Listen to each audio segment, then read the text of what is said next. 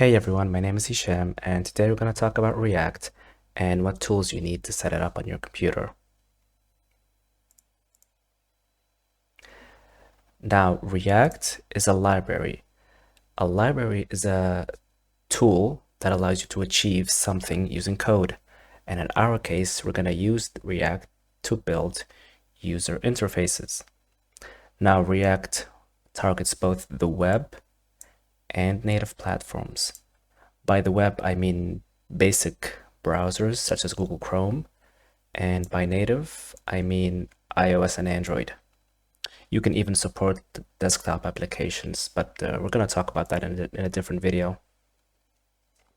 Now, the first thing you're going to need to set up React is NodeJS. NodeJS is a tool that allows you to run JavaScript directly on your computer without having to use a web browser. And with Node.js comes NPM, which is the Node Package Manager. You can think of NPM as an app store, but for code. There's also Git. Now, Git is not going to be mandatory for this tutorial, but it is a nice to have, and it's a very cool tool to learn.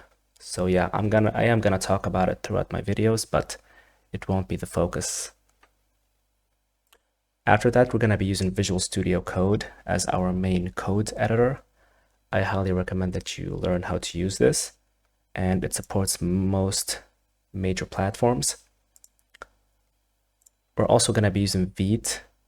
Vite is a tool that allows you to generate different types of projects. In our case, we're going to use it to generate a React application. We're also going to be needing the React developer tools. These come as an extension, and they make working with React much, much easier. And finally, this is the official React website. It contains the official documentation for React, and it explains in extreme detail how React works. I am going to be referencing the documentation throughout my videos, so I highly recommend that you get used to reading documentation in general.